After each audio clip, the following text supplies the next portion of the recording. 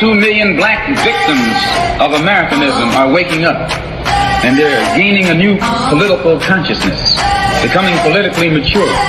And as they develop this political maturity, they're able to see the recent trends in these political elections.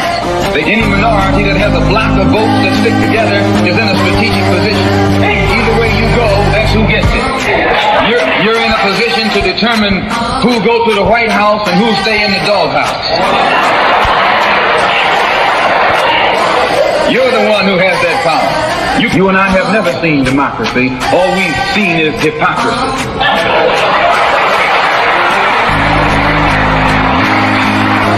When we open our eyes today and look around America, we see America not through the eyes of someone who has enjoyed the fruits of Americanism. We see America through the eyes of someone who has been the victim of Americanism. We don't see any American dream. We've experienced only the American nightmare. We haven't benefited from America's democracy. We've only suffered from America's hypocrisy. And the generation that's coming up now can see it and are not afraid to say it. And are not afraid to say it. And are not afraid to say it. And are not afraid to say it. And are not afraid to say it. And are not afraid to say it. And are not afraid to say it. And are not afraid to say it. And are not afraid to say it. And are not afraid to say it.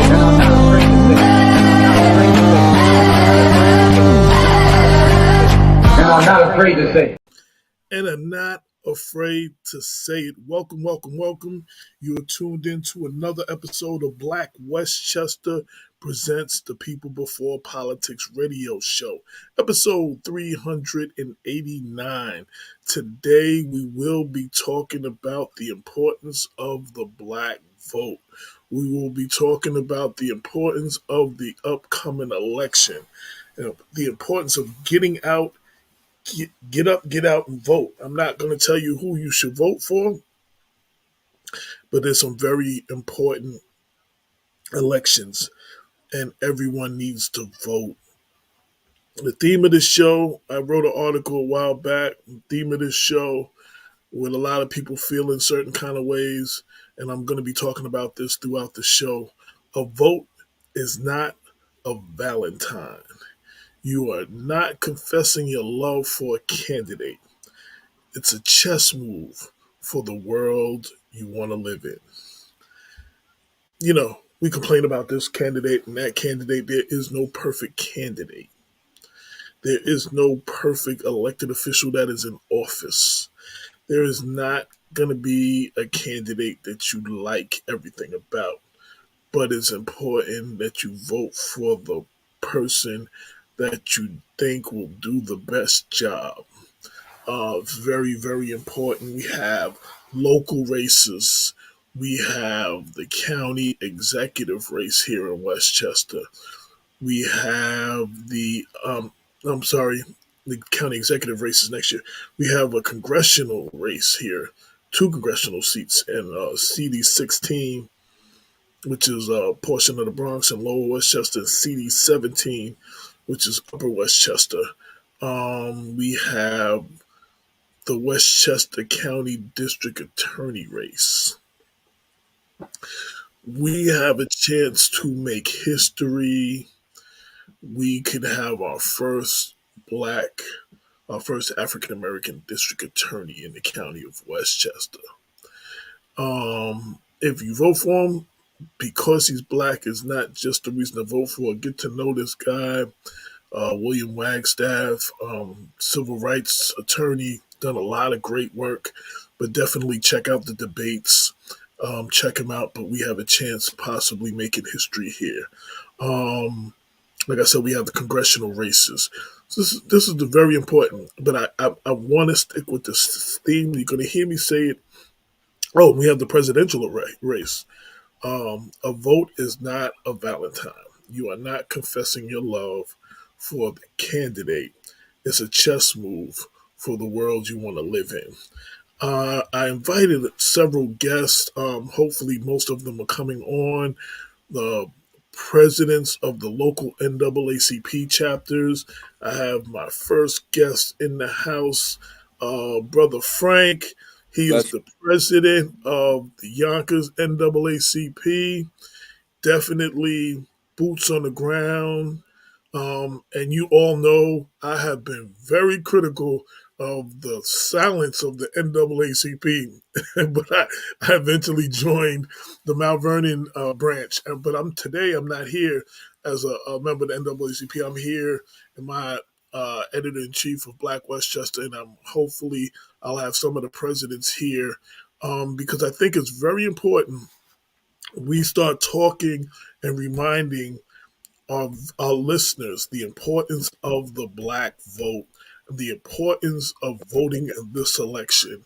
And Brother Frank, I'm how are grateful. you? Wonderful. Grateful to be with you.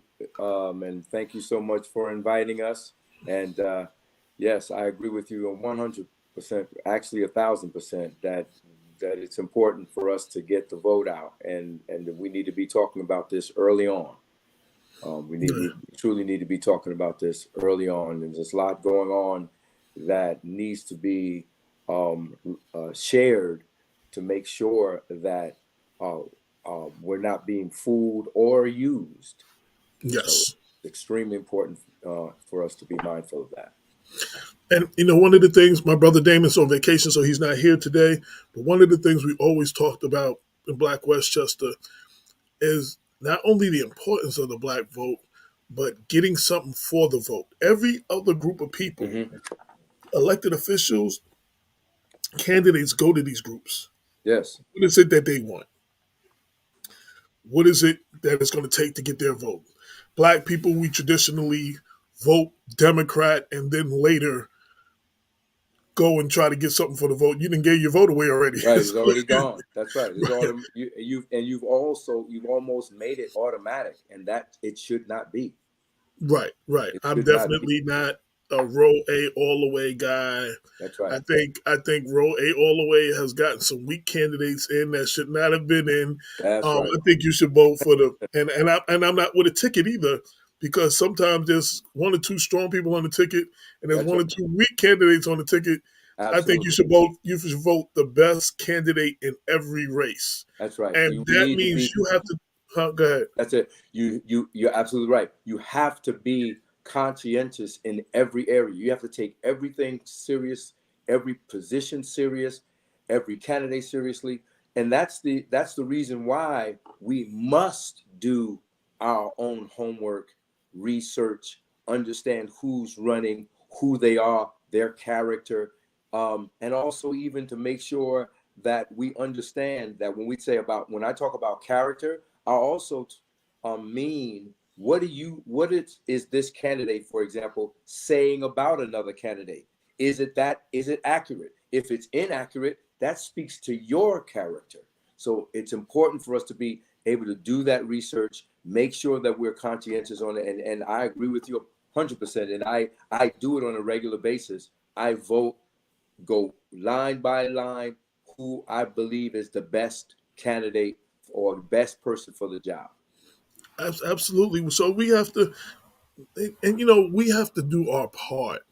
While it's very important to vote, that's not the end of our job. That's right. Like we're too quick to vote and then go to sleep for 4 years Go, and then go. That's it. go vote again and then complain about what happened the last 4 years. If you don't like the way your municipality is being run, then you have to vote, take that mayor, That's town right. supervisor election very serious. And most cities that are strong mayor cities, the mayor appoints all the commissioners. So if you don't like how your city is being policed, the mayor appointed the police commissioner. That's right. And you don't like You, the dynamics of the color of it. And if you don't right, like the dynamics of the color of it either, you also know it's the mayor who appointed them. right. You don't like the way your city is being cleaned. It's your Yeah, mayor who appoints your DPW commissioner, that's and right. on and on and on and On on. and on. So, Exactly. so, so if you can't get the change in your police department or your DPW, then you need to put some pressure on your mayor. And if your mayor is not going to make the changes, then you need to change your mayor. That's right. And that's your job. And we need to hold the elected officials' feet to the fire. That's right. People like, oh, I don't want to alienate the elected official. That elected official is there because you voted for him. That's right. That elected official is working, and the salary and the insurance that they get comes from your taxpayer dollars. That's right. And the thing that is amazing that you said that, because this is how, being that I'm also a pastor, I look at it as ministry. And my thing is that, for example, if I'm voting for this individual, I'm voting for that individual as the head minister in negotiating what our community needs. I don't need you to go there and then you make deals that makes things best for you. I need you to go there so that you can talk to them and negotiate, so you can understand, they can understand the needs of your community. So I'm representing you. I voted for you because I want you to be our head minister for our community, Right. and do what is needed for us so that we can have a better life, and we can be at least on the same page as others. On March 3rd, we're having a show. We're dealing with the black pastors and the role of the black church in our communities, and and a lot in politics and everything else. And we allow these candidates to pop up in our churches once every 4 years, or Mm-hmm. how often they run. They don't come and sit and worship with you, and you have to watch the candidates, that the elected officials that don't worship with you. And I'm not saying every week, but you never Right. see them there unless there's an election. Right. And you got to look at those people that are at church with you. You Mm-hmm. know what I'm saying? They come Yeah. in. I go to Greater Centennial. There's several. Judge Armstrong is always there. There's certain candidates that I see. Right. I mean, and even after they lost the race, even if they lost the race, they're still there. That's right. Those are people that I'm looking at their character. That's The right. people that just came just to. And another thing we're going to be talking about is the silence of the black preacher in our community. And I know this is something that you're very vocal, and that's why I'm bringing it up. You know, our our the candidates come to the black church because they feel like once they can get the black pastor on board, the people in the church, Right. are buying into the pastor. You, Right. you know what I'm saying? That's right. But also the church that, if you look at, we like to go back and talk about Martin Luther King. We talk about the days of the civil rights. We always talk about that. We celebrate Right. those. Right.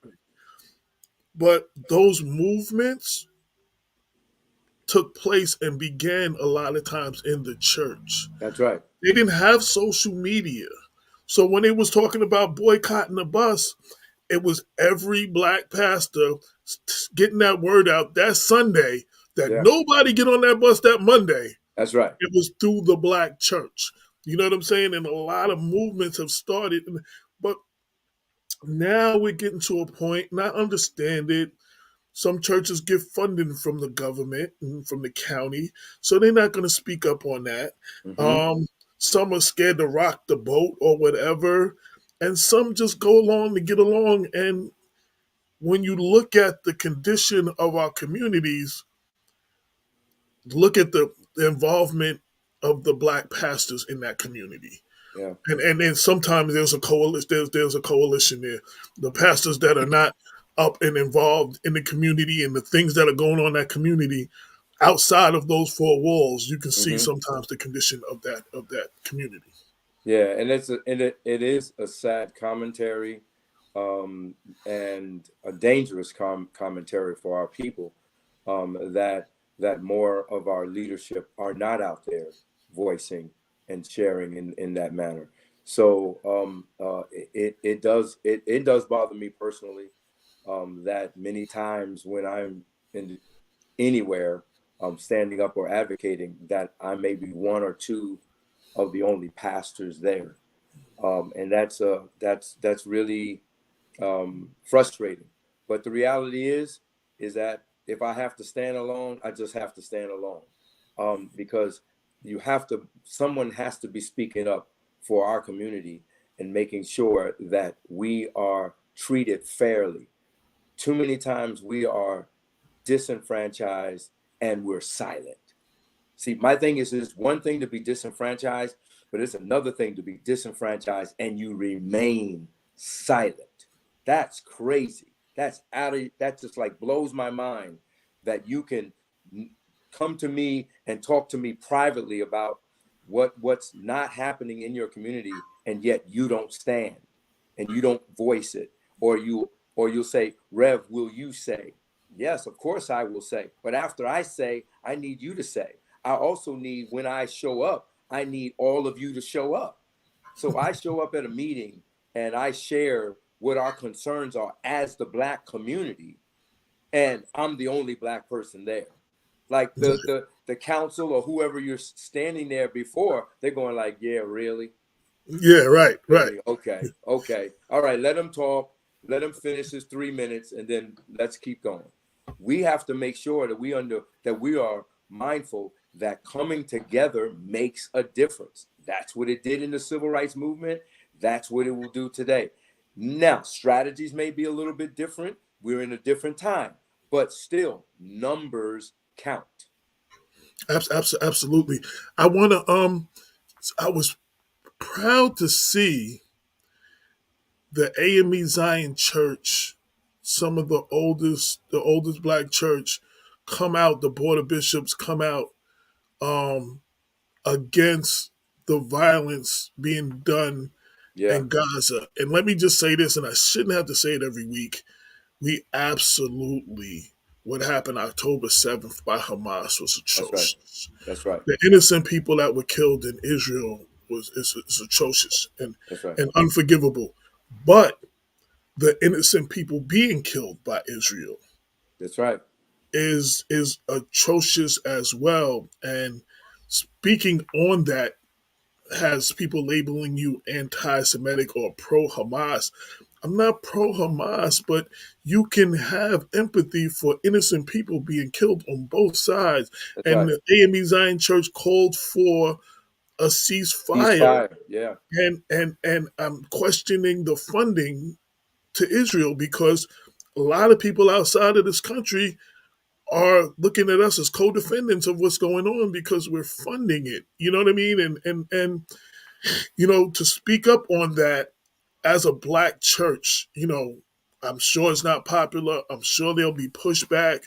Don't know if anybody's going to join them on that, but to speak on that, I was very proud to see that because we don't have enough of that. And it wasn't one pastor Right. It or wasn't one one pastor. church. It was That's the right. denomination. It was the board Denomination. of bishops as a whole. That's And the that's African powerful. Methodist Episcopal. Exactly. Right. That's Exactly. powerful.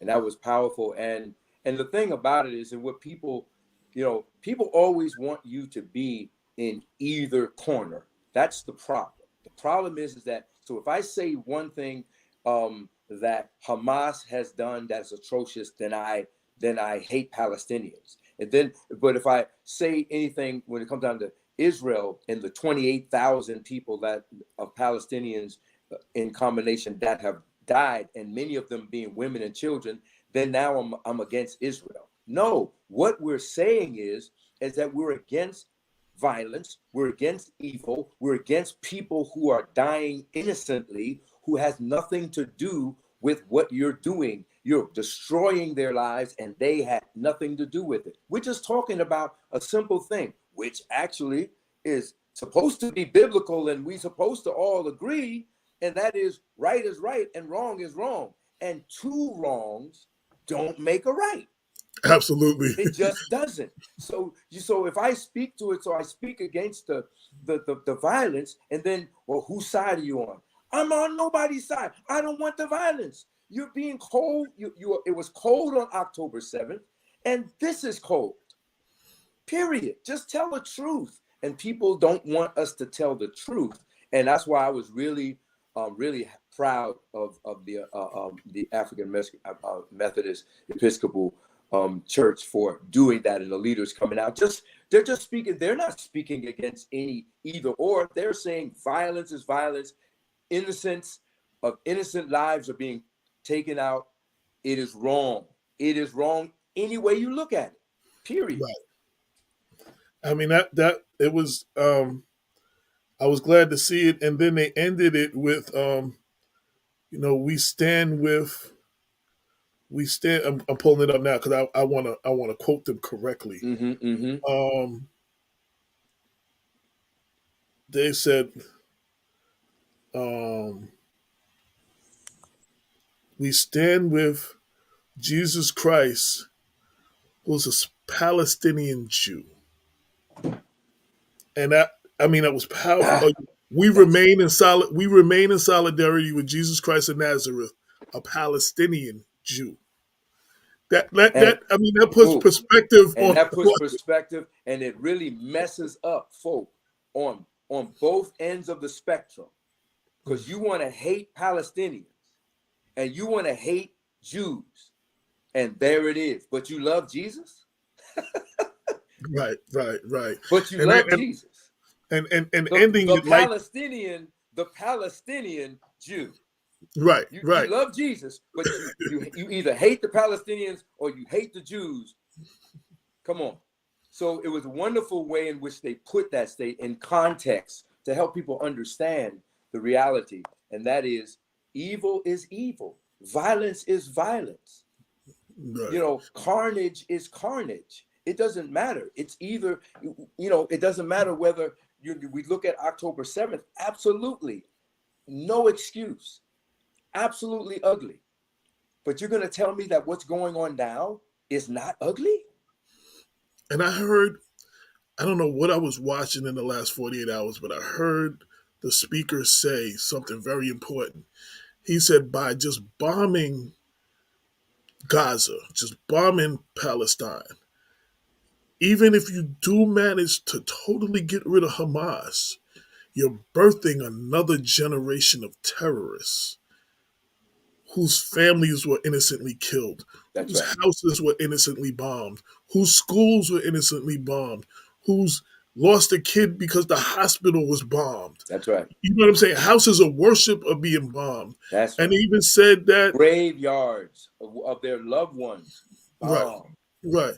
And one of the oldest Christian communities is in Palestine, and they're flooding out of there by the numbers. You know what I'm Yep. saying? Dwindling down. So I just you gotta I always say two things can be true. What Hamas did was horrible, and that's true. What's going on, and the innocent people in Palestine that are getting killed is Okay. horrible. It's And both horrible. things can be true.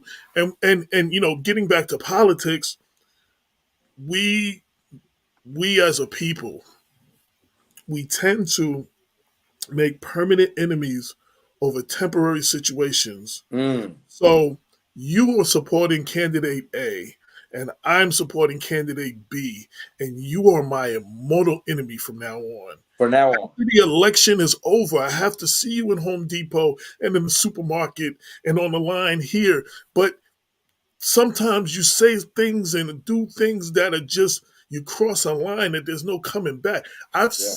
I've actually seen two brothers, blood brothers who were close, Wow. each going for another candidate that are not speaking for the last 10 years Isn't that because of amazing? who they Who they were supported. supporting. Yeah. Yeah. That's And crazy. we got to stop making permanent enemies over temporary situations. That's right.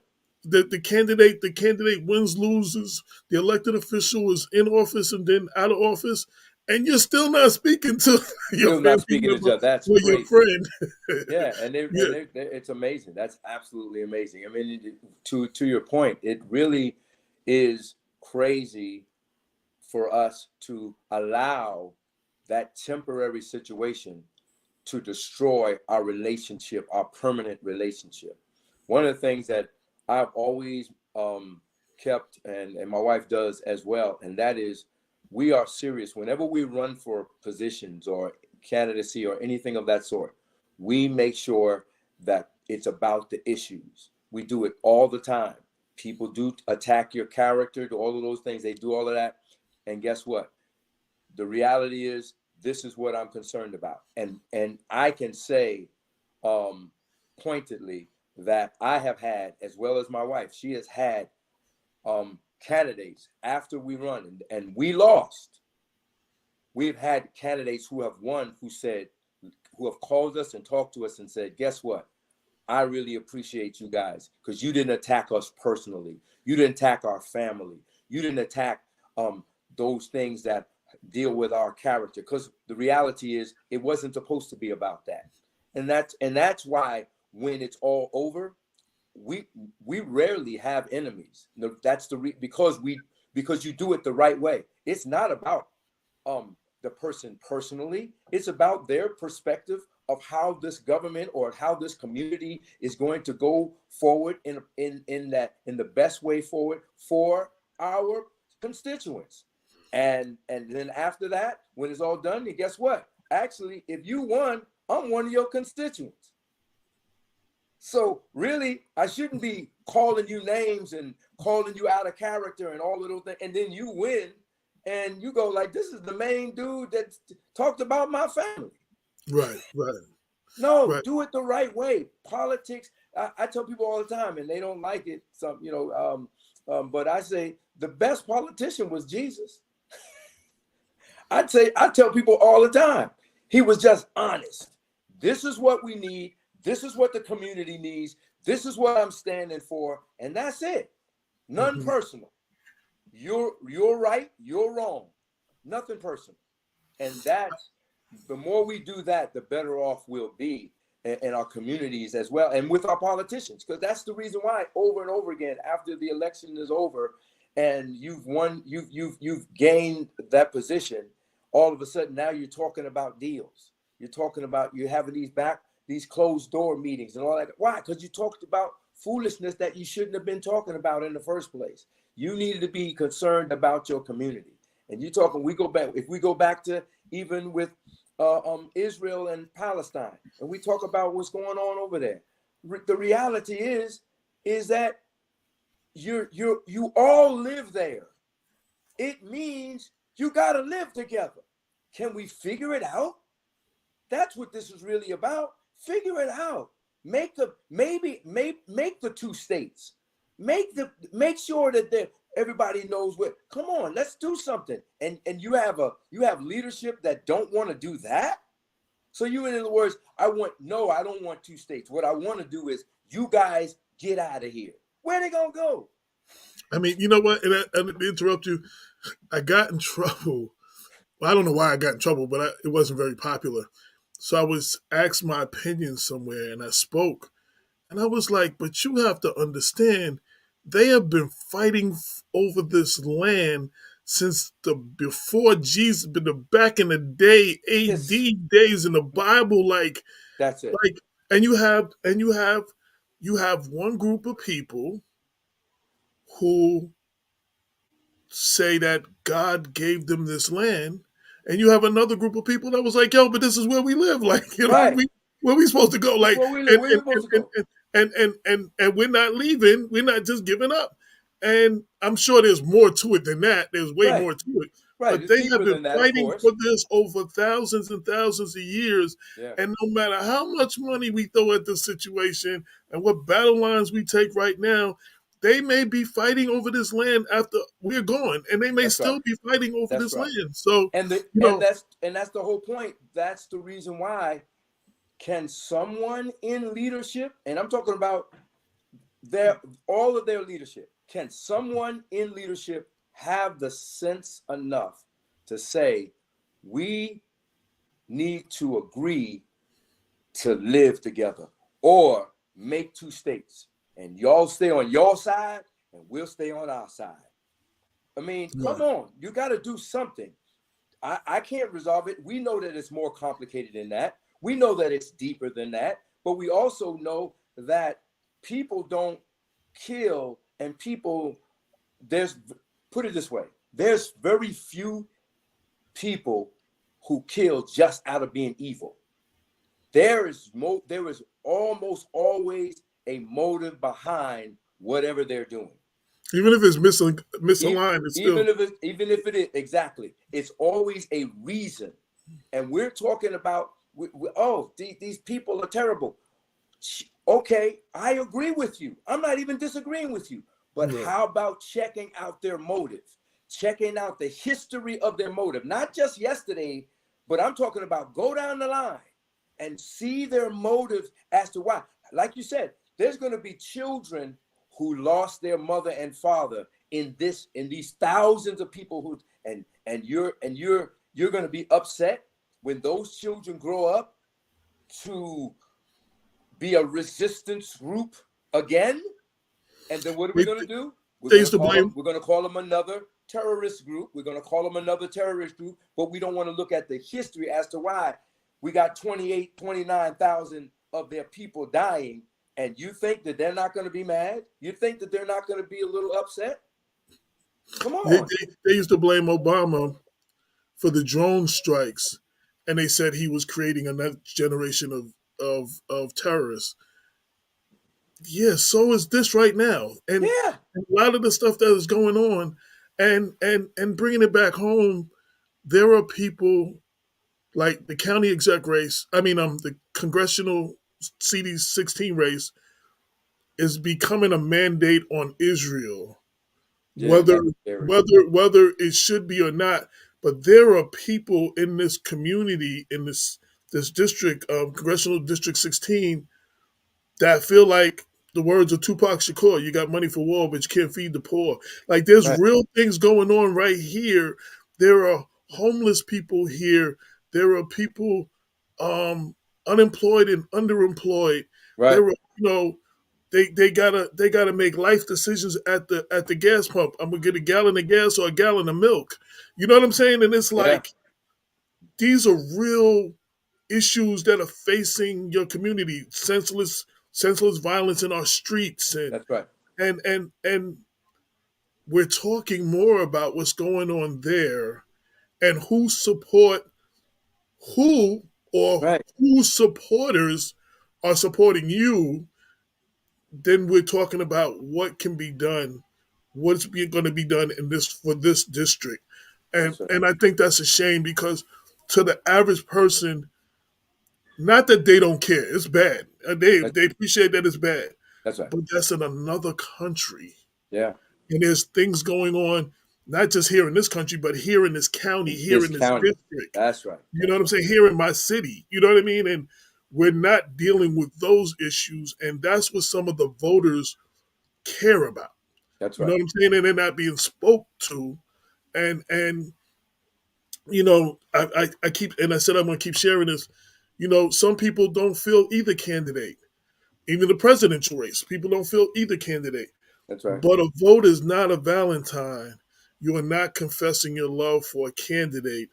It's a chess move for the world you want to live in. amen, So, you man, know, and I know they say, we shouldn't be talking about the lesser of two evils because it's still evil. But right, really, I don't even like that expression. yeah, But who has the best chance of taking us forward? You know what I'm saying?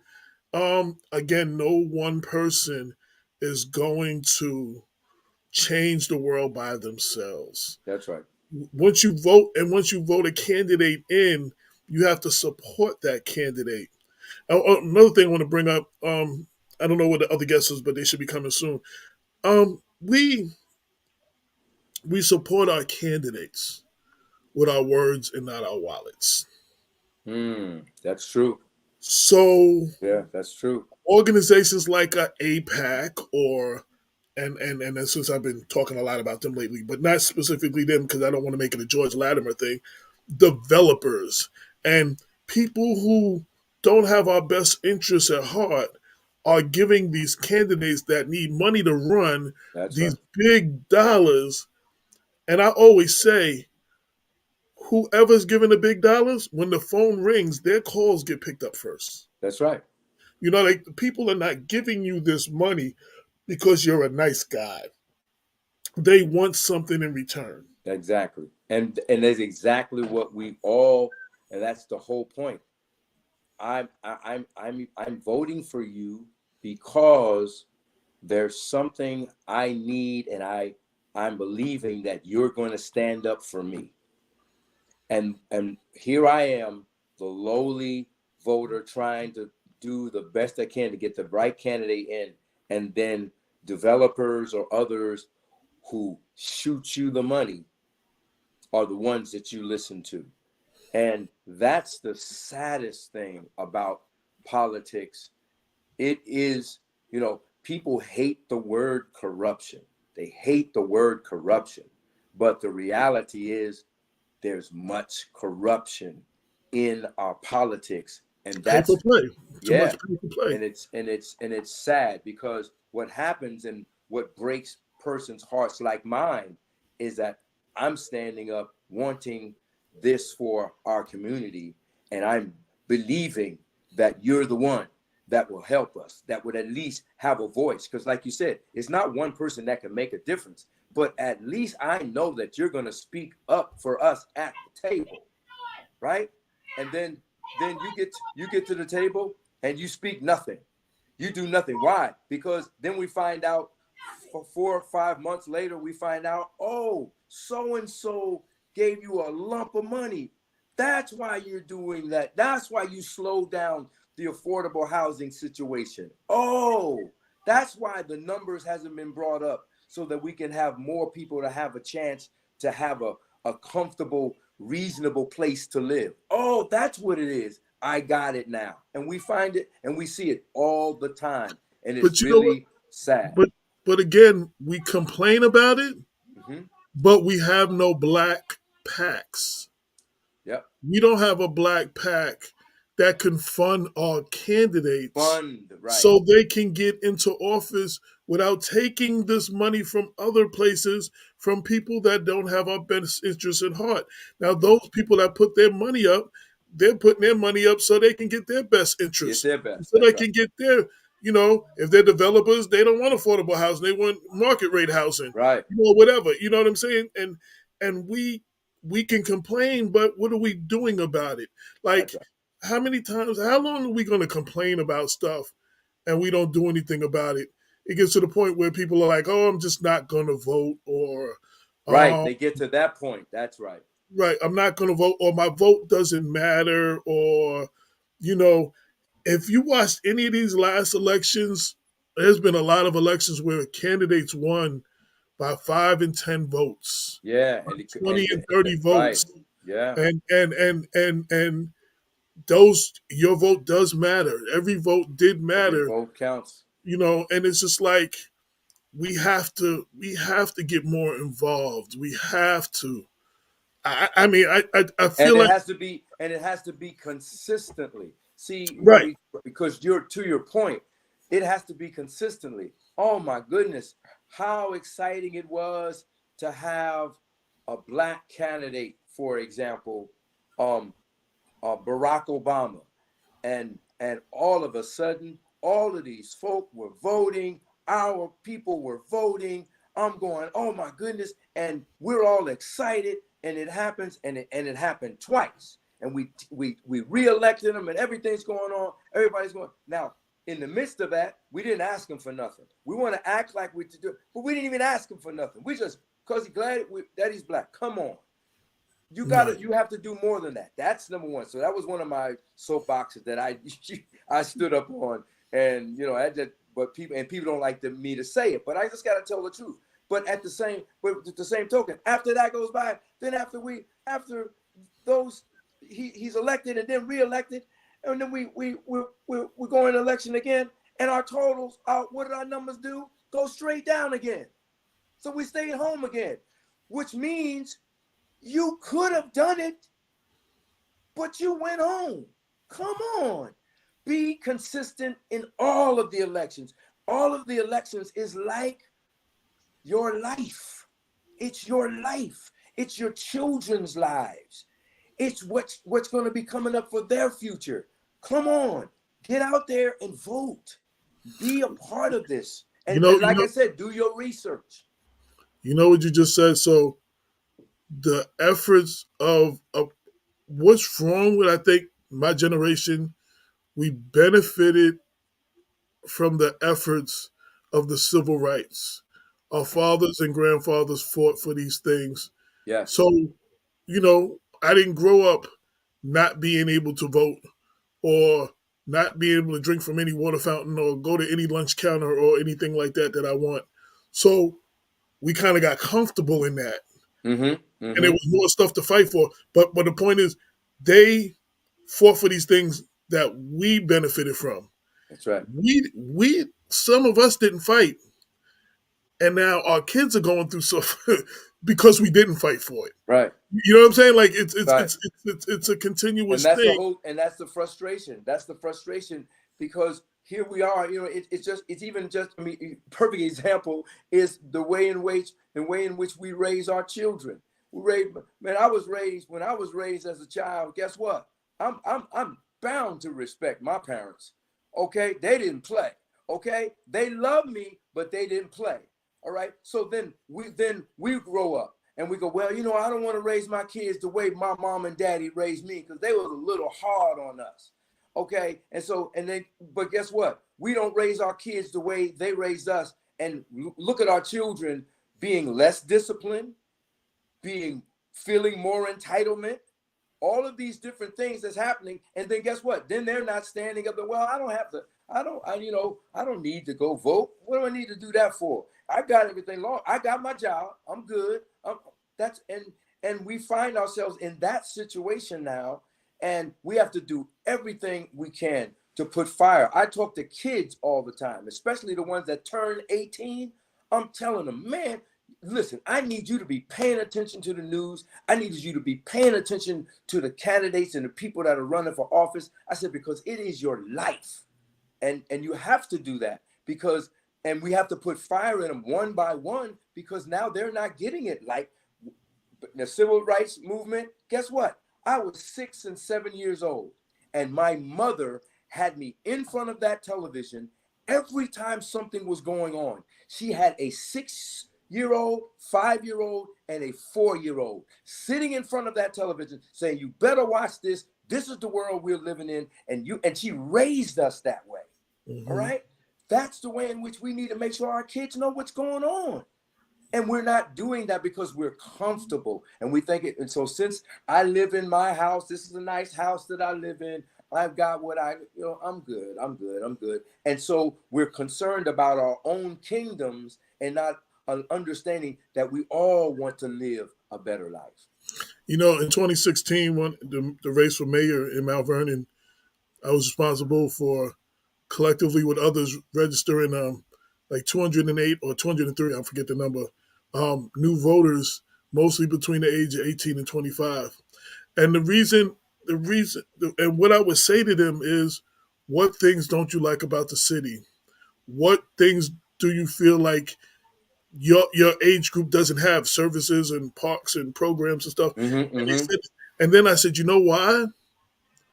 Because they don't care about you. But you know why they don't care about you? Because they know you Mm, don't vote. that's right.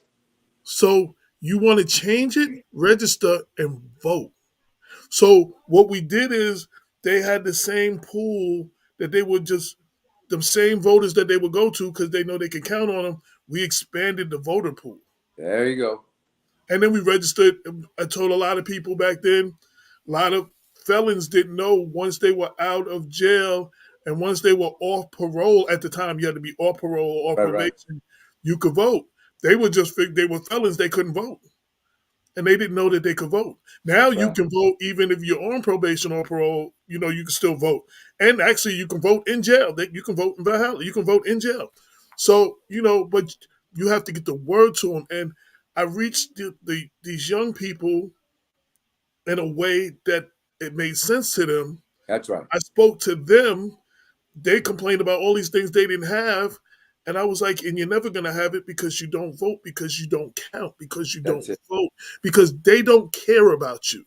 Because Right, I've been in the conversations where they told me there's X amount of people that vote, and that's who we're going for, and the rest of them don't matter. I've been told that. that's So I right. put that Literally, to that's right. them and told them they don't care about you. I said it a little more harsh and a couple of four-letter words and stuff, but they all signed up. Right, and that's So it. and this is the other thing I wanted to say too. We sometimes we're not consistent. So we have these voter registration drives and we register people to vote and think our job is done. There's a follow through to make sure that they're going to the polls, to encourage them now that they registered, because you have a lot of registered voters that don't vote. Right. That's right. So we don't follow through our organizations, and that's why I'm vetting some of the NAACP presidents that'll be on tonight.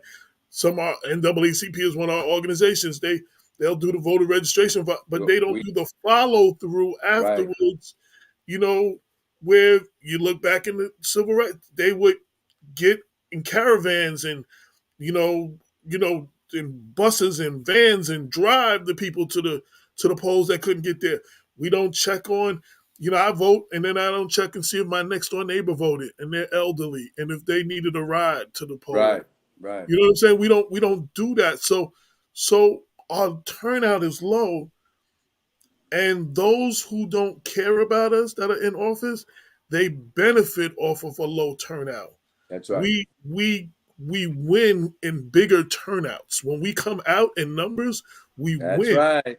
And that's why, and when people say my vote doesn't count, if your vote didn't count, why do you think, look at the last decade, just the last decade, they have been doing everything around the country to suppress your vote, to make it harder for you to vote, That's right. to remove you from the poll.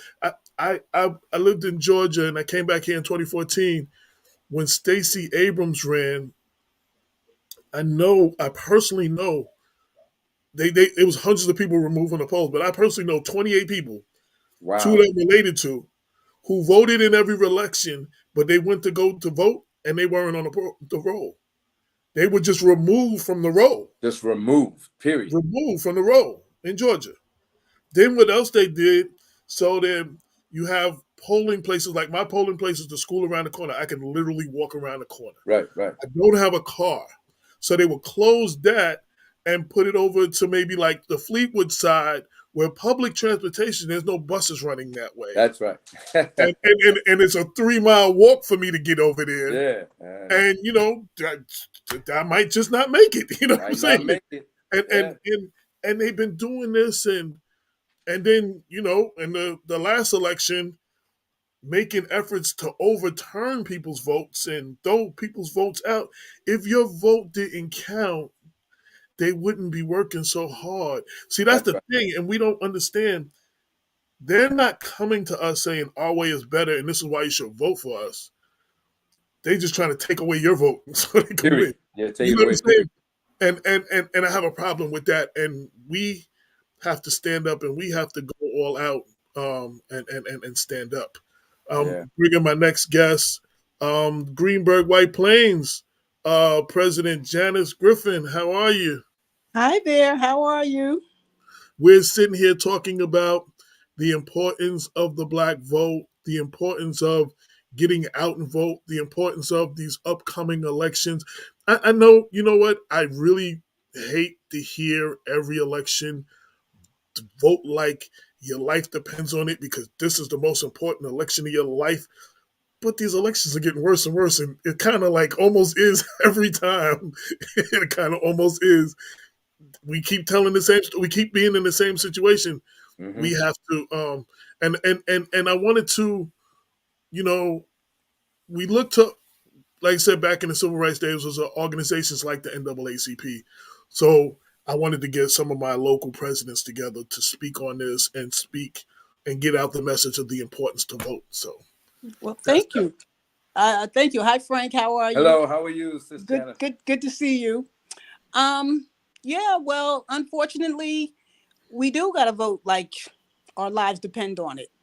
But it's not just this election; it's every election. So. right. We really do, and there are people out there who don't think that it matters. So that's where the NAACP comes in. We got to let people know that every vote counts. We don't tell people how to vote, but what we do is we inform people so that they can make informed decisions. That's our job.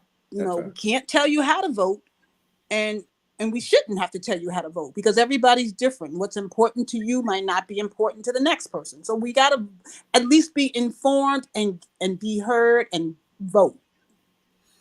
And so now I have two of y'all. I invited Reverend McLean. I'm not sure if he's coming on, and Kathy Brewington from Mount Vernon is supposed to be coming on. While I have the two, what are some of the things possibly that y'all are doing in your municipality, in your cities, to get out the vote, to register to vote, to get the message out? What?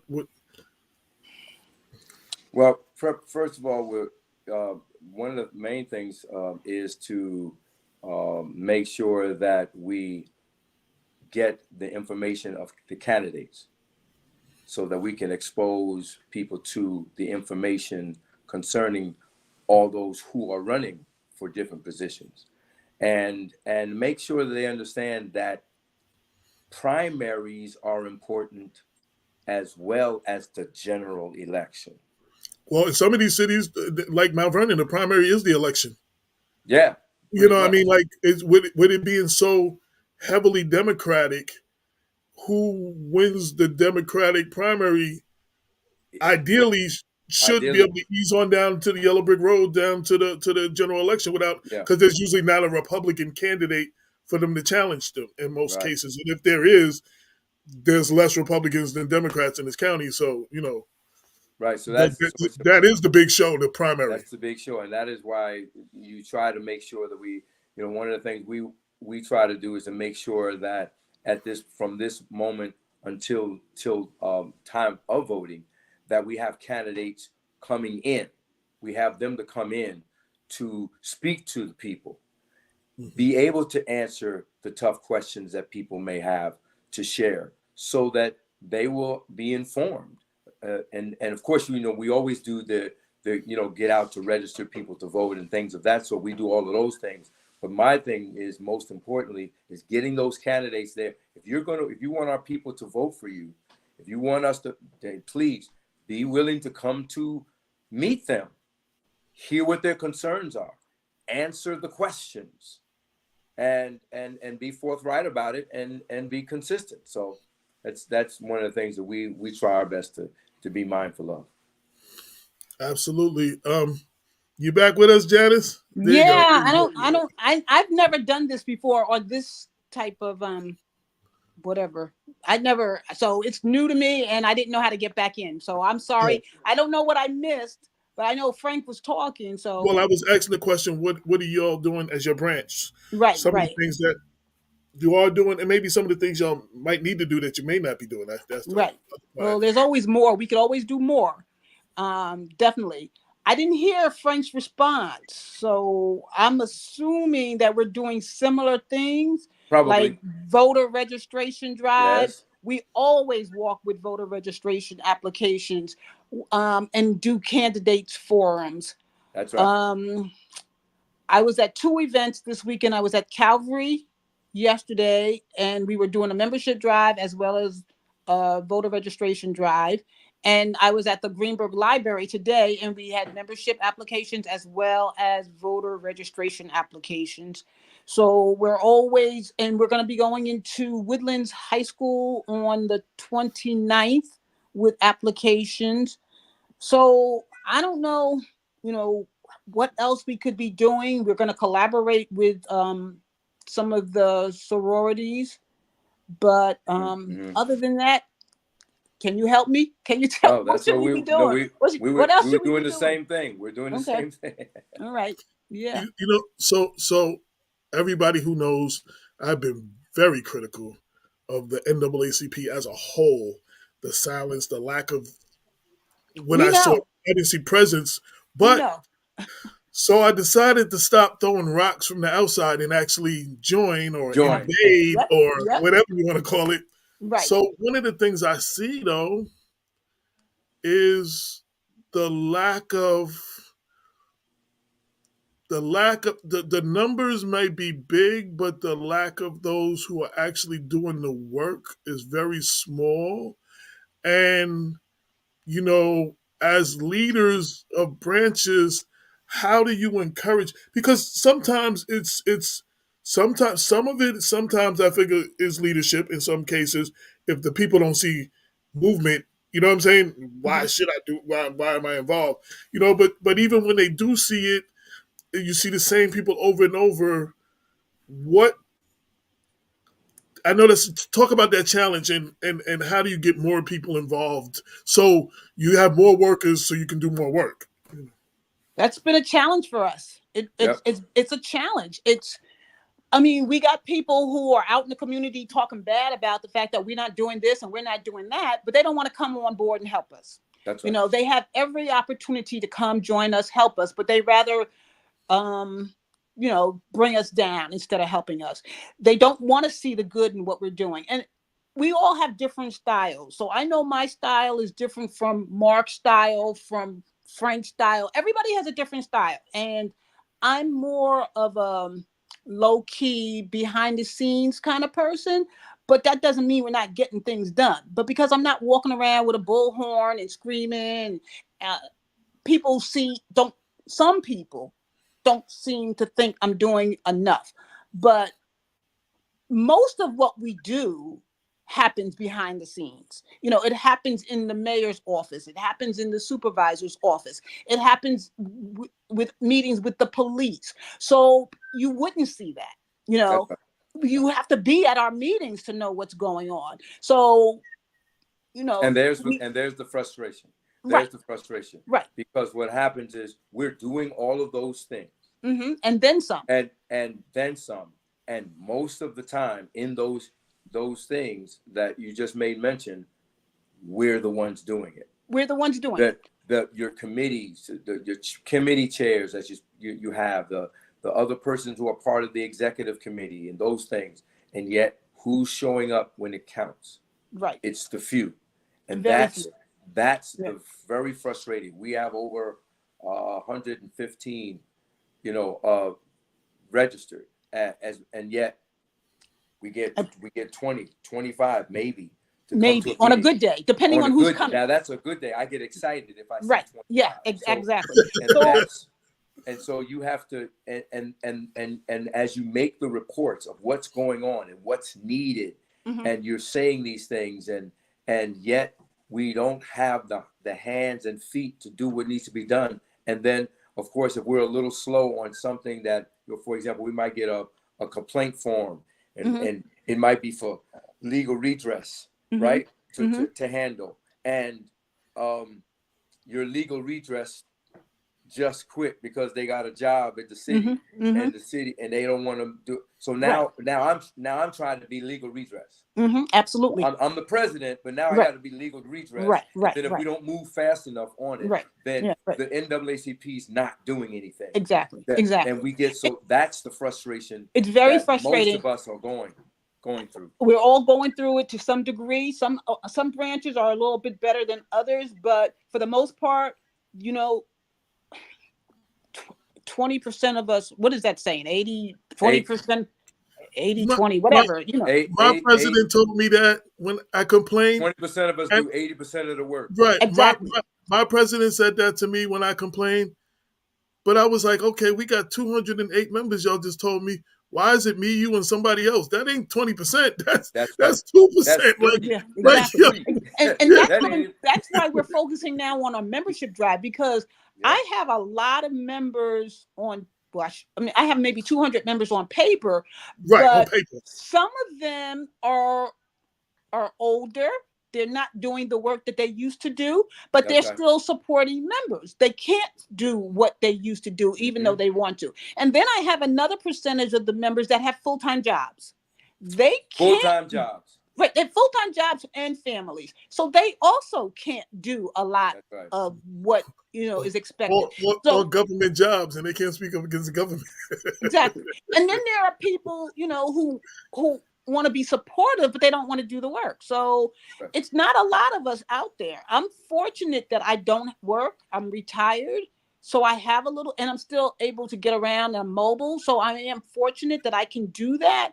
But it gets very frustrating to try to lead a branch and do it all. Yeah. I mean, I'm so thankful for the 8 to 10 people that I do have.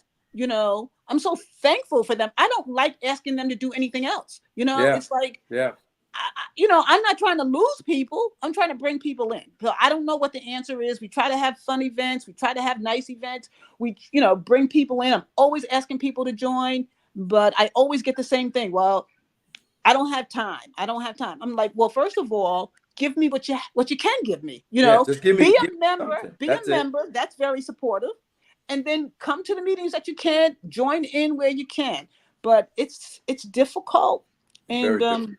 I don't know what the answer is. I really don't. Yeah. How do we get more young people involved? Because, like you just said, even the old African adage is, um, young men for war, older men for counsel, or something like that. I don't know how that go. Mhm. How do the energy is in the youth, and I, I can't speak for every branch, but I'm seeing less and less of the young people wanting to be involved in organizations like the NAACP. Like, how do you attract? Because then they're the future. Like my old pastor used to say, if you see a church without a thriving youth ministry, you're looking at a dead church. Church that's dying every day.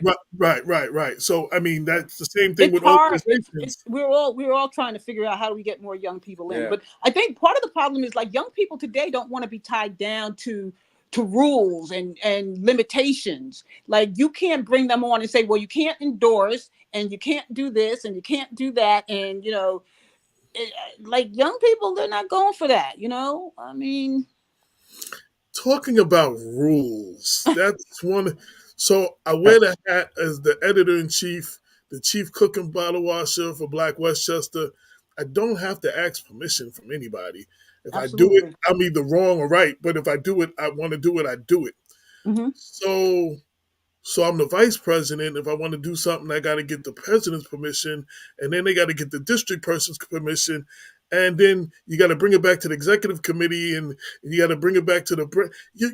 Sometimes the Some moment things, not is everything. passed. Not Like, everything. I mean, I the hear mo- what you're saying, but it's not everything. It's just things that could affect everyone. So you don't want to do anything that could harm our brand because we do have a brand. That's right. And there are a lot of people who wouldn't mind suing us. So we got to be careful with Certainly.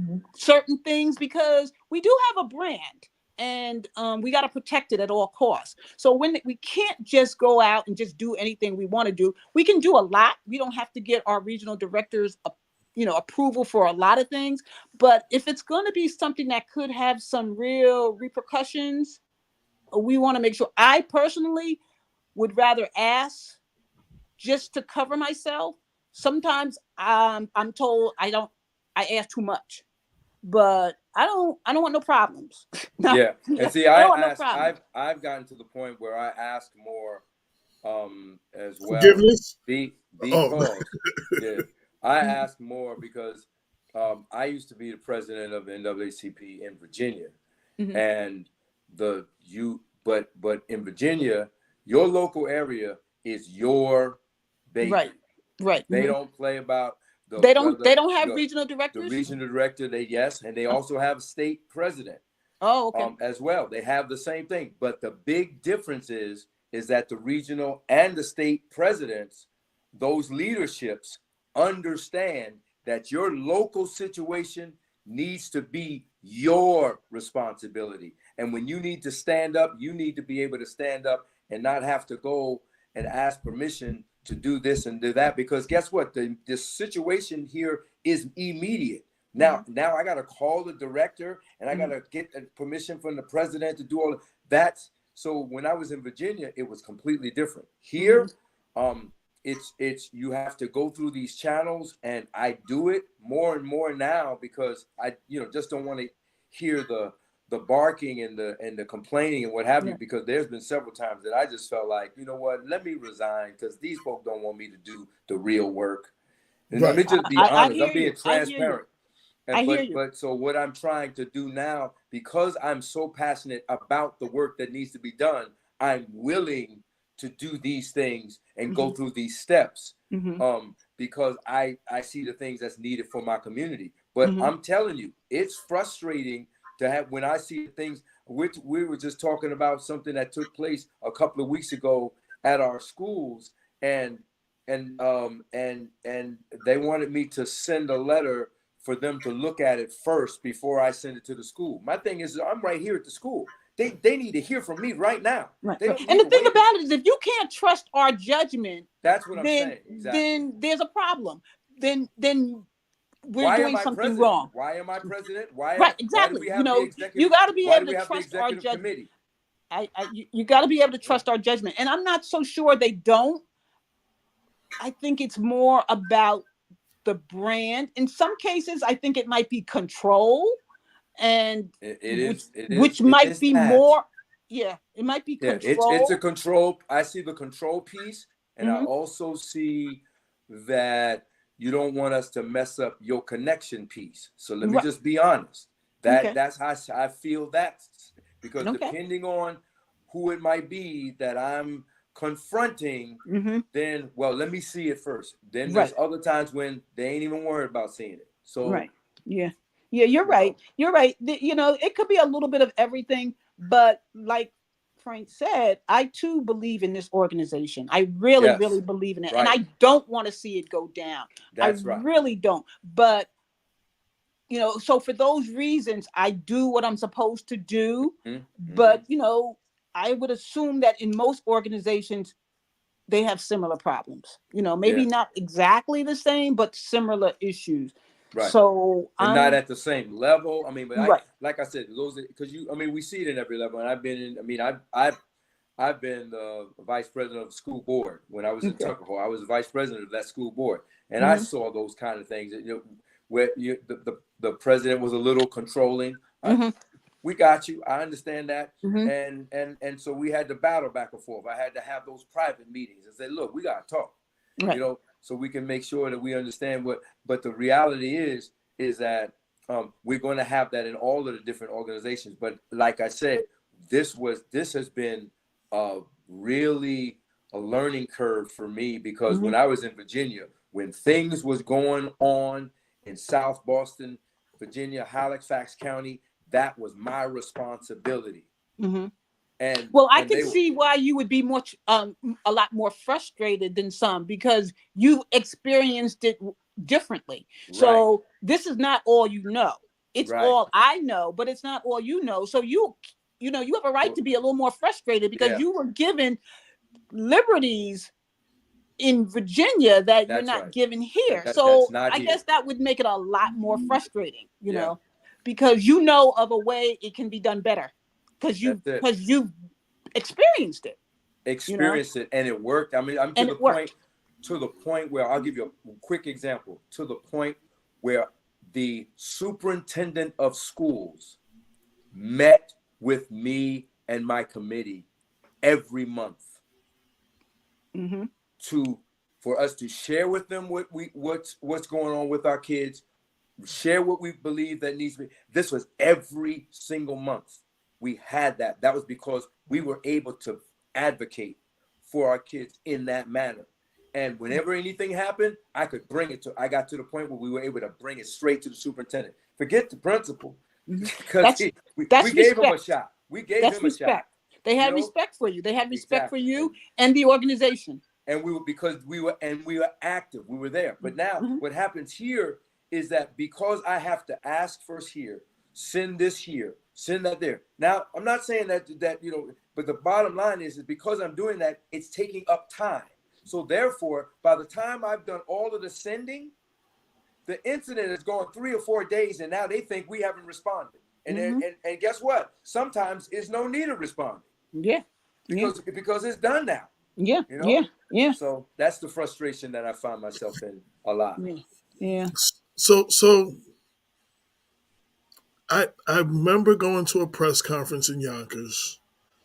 I think it was a racist firefighter or something. And I think he got promoted or something instead of being fired. And the NAACP, you were out there. That's the first time I actually met you. And you were out there on the steps of City Hall. It was a press conference. But what impressed me was the New Rochelle president was right by your side. That's right. Right by my side. And after you spoke, he spoke. And when I asked why I don't see more of that. And I know I'm pushing buttons right now, so I'm be careful.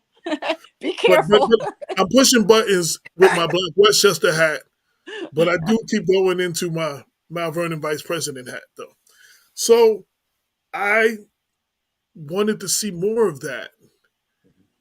And let's just say I was discouraged about promoting more of that.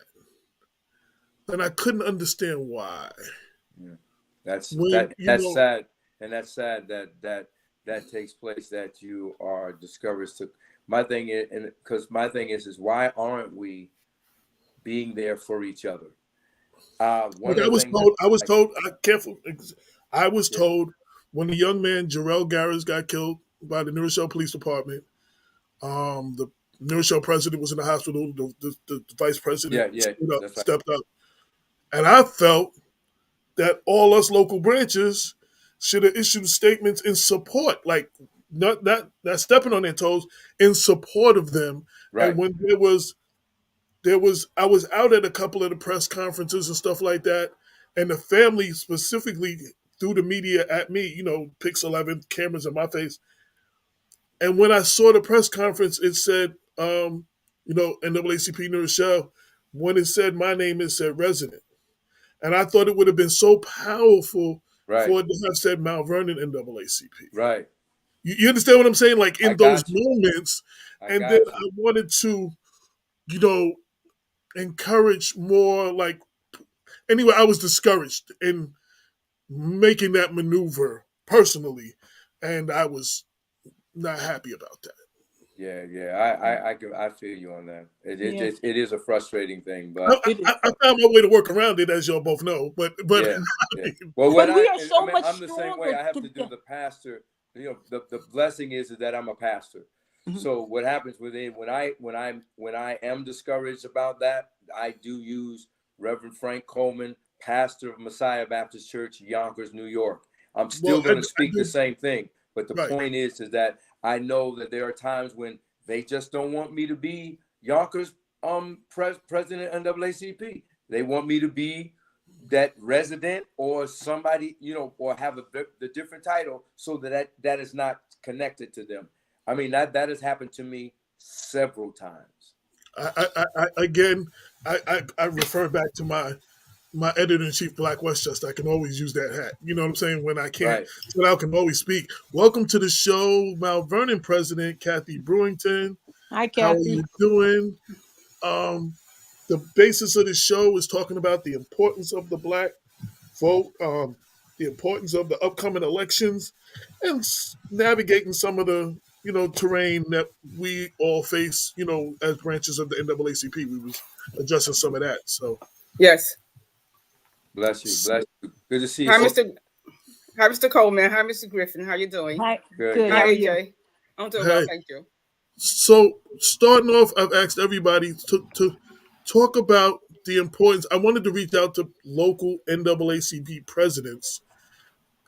We have big elections coming up. It's important that we get the word out to encourage those to vote, to register them, and then follow through. Do candidate debates. So they can see. Make more informed decisions at the ballot box. And I just wanted to give you a chance to address that as well. While everybody else talked about it, but you just got here. Okay, the importance of the black vote is that when you forget your past and the things that took place, you're going to wind up repeating things over and over again. Our last election with not last election, yeah, last election with 45 showed the importance of us getting out to make a difference and to vote. When we stand back and do nothing like the NAAP, we can't keep silent. Silence is giving them the opportunity to move forward with their own agenda. As people of color, we should know that Brown versus Board of Education and so many other things that have come forward to push Black people and people of color forward are going by the wayside because of our inability to go out and push the vote. So this coming season, it's very important to go out there and make sure everything's running well, to make sure the kids are signed up and going to the high schools and talking to the principals. It's so important that in Mount Vernon, we have an awesome education chair people. So they're getting out there and they're making a difference, and they're running the show. And so much is happening and so much is going on. And we just can't sit back on the wayside and allow it to continue. And right now we do have the DA vote that's coming up. And it's important vote that, we can't keep castrating our young Black men. And this is what's happening. We're not doing it physically, but the mental castration is taking place because we're pushing them aside. We're putting them in jail. We're telling them they're not good enough. And now we have an awesome DA, 2 individuals running for DA. We have to get out there and make a difference. And pushing this young man forward is going to give us, give this community and people of color a leg up. So that's my stand on vote and getting out the vote. And again, as branch president, of course, I'm not asking anybody to endorse. Y'all can't endorse people and stuff like that. But I do want to point out that as I'm encouraged by the candidate, the gentleman running for district attorney, being a civil rights attorney. He's usually the one who he's defending the family. He represents the family of the person who got killed in the Rochelle by the police department. He represents that family. So when you put a person like that in a position of district attorney, they make other decisions from a different lens that we haven't had in that office. And I think we need to look at things like that when we exactly. When we step up. Again, like I said, I'm not pushing for, I'm not asking y'all. I know y'all have to walk that line where y'all can't endorse. But we need to educate people about those things and find ways, I guess, in candidate debates. And how do you navigate that when you have that candidate you strongly feel good about, but you can't really endorse? How does that work? Well, you give him a stage and you give him a voice and you let him present the case to the people. And I don't know if you remember this, Mr. Coleman, but in April the 25th, you're supposed to be at Macedonia in Mount Vernon. Ms. Griffin, are you in AACP as well? Mm-hmm. Okay, in Mount Vernon on the 25th, we're going to give these individuals a stage. 2 individuals running for DA. We're going to give them an opportunity to plead their case to allow us to give them a vote. How's that? I remember you hear about that, but we didn't hear any follow-up. So you have a date. Yeah. We have a date. We have a place. Yes. And I'm going to follow up with everybody. Ms. Griffin, okay. I don't think I have your email. Well, you probably do. I did, because I sent you one, and then I sent you our civic engagement chairs. Yeah. There you go. Yeah, I remember. Right. Okay. Yeah. I want to give Brother Frank a chance to say any last words. I know you have to go. Yeah, I have to go. But I'm grateful for that. We would definitely make sure that we're there. Right. I mean, my thing is that we have to listen. Again, it's about making sure that we get these candidates before our people, and also pointedly ask them the questions that need to be asked about the support of our people. Everybody always asking about their people, and there's no problem. But then it has to be a problem when we ask. No, we're not allowed. And guess what? We need to forget that not allowed stuff and say what we need to say and ask what we need to ask and answer. And they need to answer the questions. I agree. So we've seen that. I want to say we've seen that in this current election with the attempted Republican takeover of the Democratic primary. Yeah. They came out and they have on their website, it says community over party. We put party over everything. I didn't see that. Yeah. You know what I'm saying? I will send it to you. There's community over party. They're telling you that their community is first. And that's what matters. The party doesn't matter. Yeah. Their community. We need to be more like that and put our community over party instead of just party over everything. I believe. Community over party. God bless you guys. I'm happy to go. Thank you. It's good to see you. I'm sorry I'm late. All right. Blessings, sir. All right. Bye-bye. So yeah, we were talking about, and I'm gonna share this again. I keep saying I'm gonna share this throughout the show, especially with the presidential election coming up. A vote is not a Valentine. You are not confessing your love for any candidate. It's a chess move for the world you want to live in. I think that's very important because, like the last election, even more so this election, you hear a lot of people say they're not voting. They're just going to sit this one out. Hmm. You know, they don't like either candidate. They're just going to stay home, and you know, it's not, you're not confessing your love for a candidate. You know, you're picking the person. It's a chess move for the world you want to live in. And if you look at both sides and you look at what they represent, what world do you want to live in? You know what I'm saying? And that should be the way we move. You know what I'm saying, when we make our votes at the ballot box. Absolutely. I Yeah. interrupted you twice, Dad. I know you were trying to say something, and I interrupted you. I wanted to give Frank his last words, though. I don't know what I was going to say, but I'll probably just make reiterating what Frank said, that we got to get out there, we got to vote, and we got to ask the right questions when we have them there. So we don't have to publicly endorse anyone, but if we ask the right questions, The we hard questions, yeah. yeah, we got to get the right questions and then listen to what they say. You know. And you know, with Black Westchester, it's always about educating the voters so prayerfully they can make more informed decisions at the ballot box.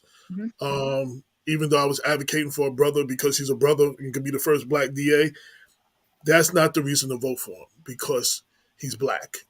You understand what I'm saying? Like, we do that. You know, we vote for people because they're Black. We vote for someone because they're a woman. We vote for someone because they're Latino. You know, are they the best candidate? Do they bring the best thing to this to that seat? And that's what, you know.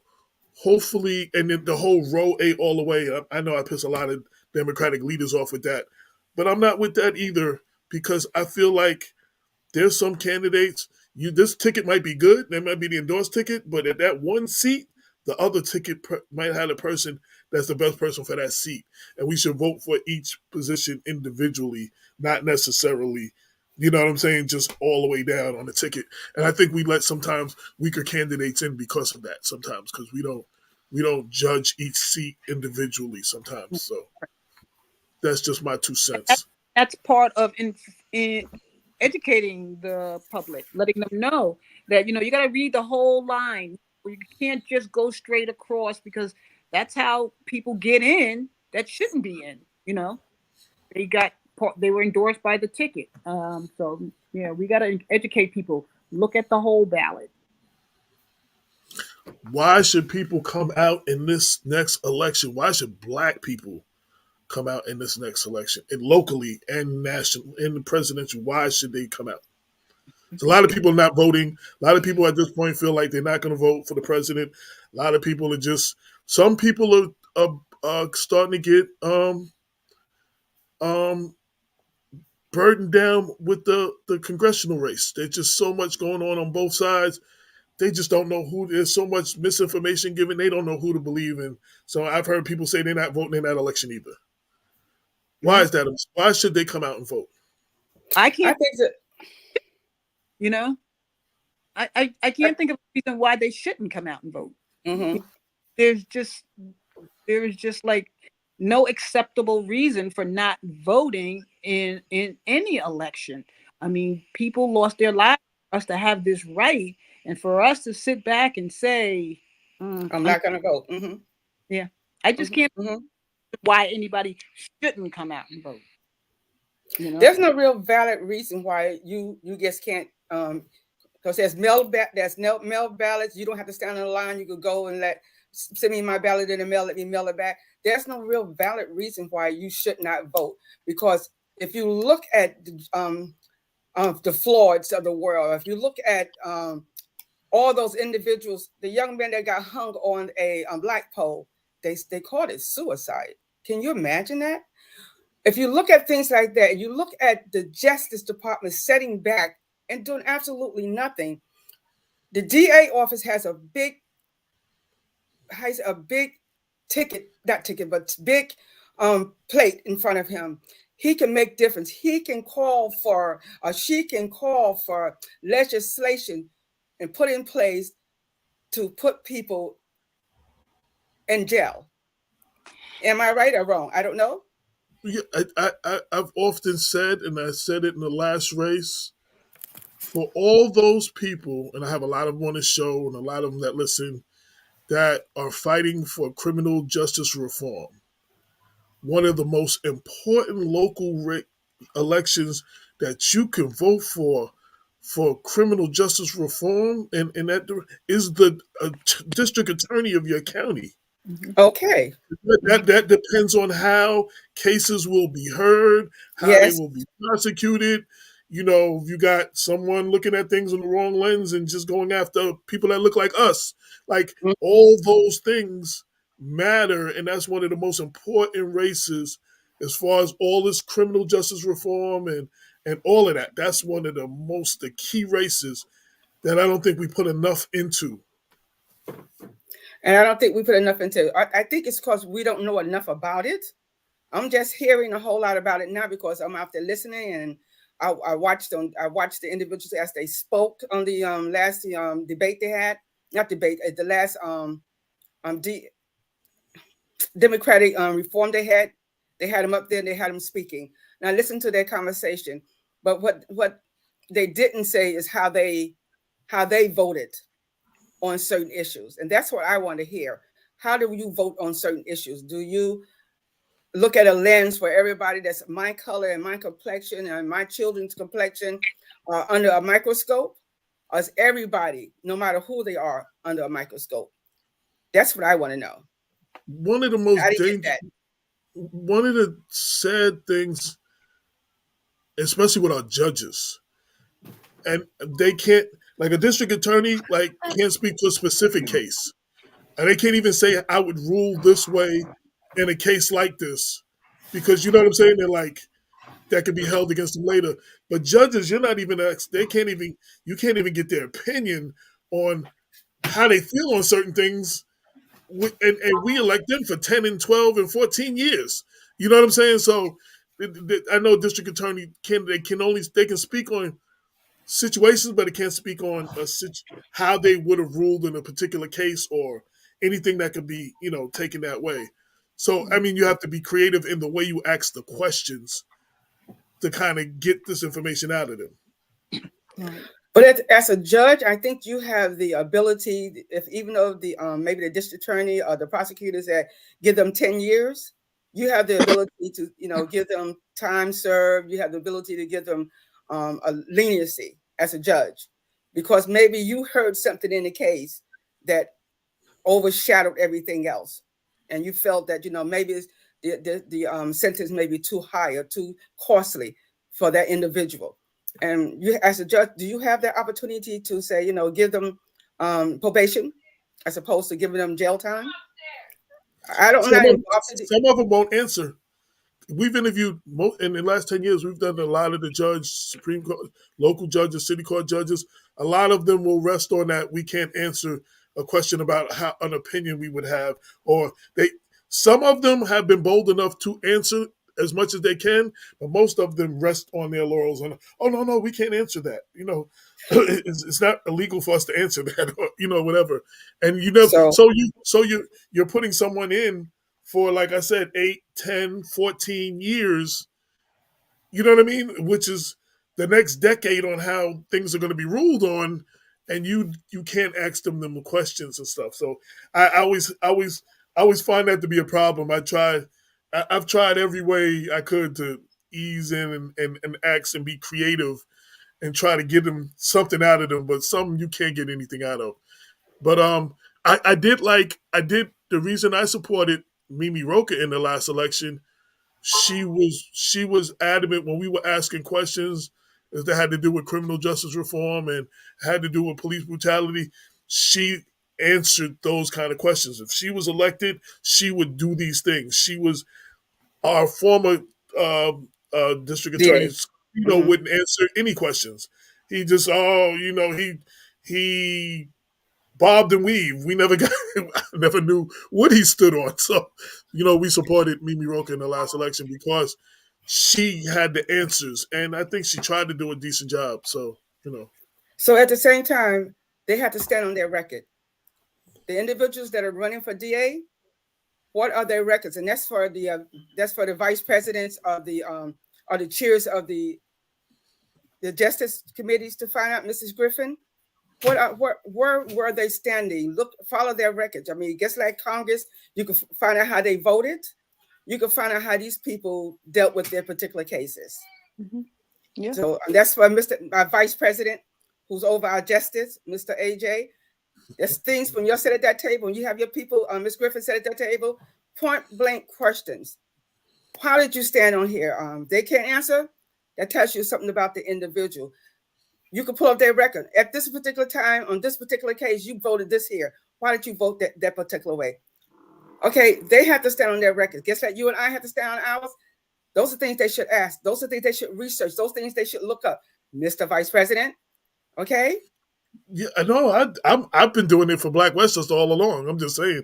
Okay, I need you to do it for Mount Vernon right now. Yeah. I need I'm just saying the frustration thing about, especially judges, but and Mimi Roca answered all our questions. We asked her, we grilled her, and before that, the Republican that ran against Scarpino, Bruce Bendich, this was before the Trump Republican Party.